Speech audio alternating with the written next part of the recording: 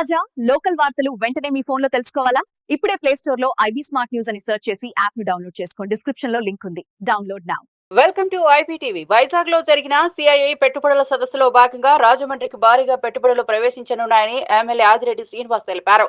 జార్విన్ aviation academy ఏర్పాటు కోసం 100 కోట్లు వెచ్చించేందుకు శ్రీ ఫణీంద్ర ఆరుమిల్లి ముందుకు రావడం నగర అభివృద్ధికి మైలురాయిగా నిలుస్తోందన్నారు.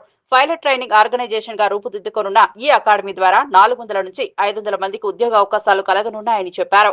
హోటల్ హాస్పిటల్ లో జరిగిన మీడియా సమావేశంలో మాట్లాడుతూ మంత్రి నారా లోకేష్, కేంద్ర మంత్రి కె రామ్మోహన్ నాయుడు సహకారంతో ఈ పెట్టుబడులు రాజమండ్రికి రావడం సంతోషకరమని అన్నారు. అకాడమీ అధినేత ఫణీంద్ర ఆరుమిల్లి మాట్లాడుతూ 17 సంవత్సరాలుగా జార్విన్ సొల్యూషన్స్ ద్వారా దేశ విదేశాల్లో సేవలు అందిస్తున్నామని చెప్పారు.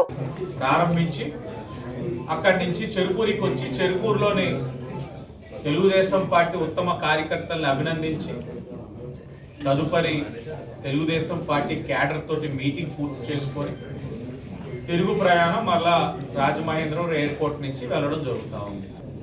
కార్యక్రమానికి ఇచ్చేసి విజయవంతం చేయవలసిందిగా కోరుతున్నాం. నా పేరు శ్రీ ఫణీంద్ర ఆరుమిల్లి.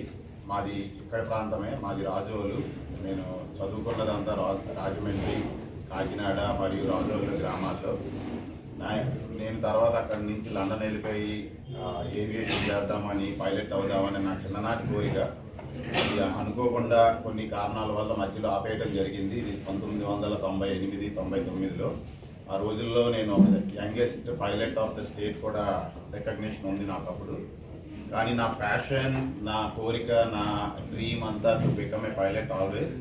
అనుకోకుండా దాన్ని పక్కన పెట్టాల్సి వచ్చింది డ్యూ టు వేరియస్ రీజన్స్. అప్పుడు మనకి మార్కెట్ లేకపోవటం, ఏవియేషన్ ఇండస్ట్రీ చాలా చిన్నగా ఉండటం, ఉద్యోగాలు స్కోప్ తక్కువ ఉండటం, ఫైనాన్షియల్గా అంత వైబుల్గా లేకపోవడం వల్ల నేను మధ్యలో ఆపడం జరిగింది.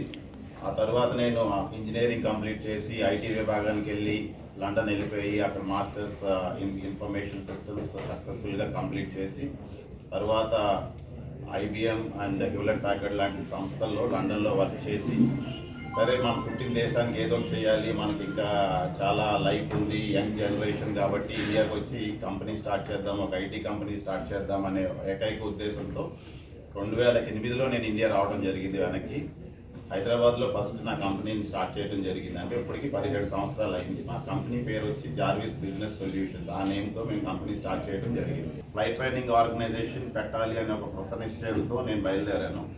అప్పుడు తర్వాత నెక్స్ట్ స్టెప్ అనేది ఎక్కడ పెట్టాలి, ఏ లొకేషన్లో పెడితే మనకి వైబుల్గా ఉంటుందనే రీసెర్చ్ మొదలు పెడితే మనకి రాజమండ్రి, కర్నూలు, కడప, ఆంధ్రప్రదేశ్ ఎకో సిస్టంలో ఈ 3 నగరాలు ఉన్నాయి. కానీ రాజమండ్రిని ఎందుకు చేసుకున్నాం అంటే దానికి 2 రీజన్స్ ఉన్నాయి. ఒకటి, నా చిన్ననాటి జ్ఞాపకాలన్నీ ఇక్కడే ఉన్నాయి, మా పేరెంట్స్ ఇక్కడే ఉంటారు, ఈ లొకేషన్లోనే ఉంటారు. ప్లస్ ఎమోషనల్గా నేను బాగా కనెక్ట్ అయిన ఊరు కాబట్టి అది ఒక రీజన్. అయితే స్టాటిస్టికల్గా రాజమండ్రి అనే ఊరికి, అనే ఎయిర్పోర్ట్కి సంవత్సరానికి 300 ఫ్లయింగ్ డేస్ అవైలబిలిటీ ఉందంటే ఆ వెదర్ కానీ ఆ ఫ్లెక్సిబిలిటీ ఆఫ్ ద వెదర్ మనకి 365 డేస్లో 300 డేస్ మనం ఫ్లయింగ్ చేయగలిగే కెపాసిటీ రాజమండ్రి ఎకో సిస్టమ్కి ఉంది. సో ఆ రీజన్ తోటి రాజమండ్రిలో పెట్టాలి అని నిశ్చయించుకున్న తర్వాత వేరే వాళ్ళ ద్వారా ప్రయత్నించడం జరిగింది. నాకు ఎమ్మెల్యే గారు ఎప్పటి నుంచో తెలిసినా కానీ స్నేహపూర్వకంగా హాయ్ హలో అని మాట్లాడుకుంటాం వరకే ఉన్న చనువుతోటి ముందుకెళ్ళలేకపోయాం. బట్ జూన్లో ఎప్పుడైతే నేను ఈ ఐడియాని, జూలైలో ఎప్పుడైతే ఈ ఐడియాని మన ఎమ్మెల్యే గారికి చెప్పానో వెంటనే మేము ఇద్దరం బాగా కనెక్ట్ అవ్వడం జరిగింది. దీన్ని ఎలా డెవలప్ చేయాలి, ఆయన ఫస్ట్ అడిగిన క్వశ్చన్ రాజమండ్రిలో మనం ఎంత ఎంప్లాయ్మెంట్ ఇవ్వగలం, దీని ఎకో సిస్టమ్ ఎలా ఉంటుంది, ఈ డీటెయిల్స్ అన్నీ తీసుకున్న తర్వాత ప్రాజెక్ట్ రిపోర్ట్ అంతా ఆయన పట్టుకొచ్చి ఇవ్వడం జరిగింది ఆయన ఆఫీస్లో.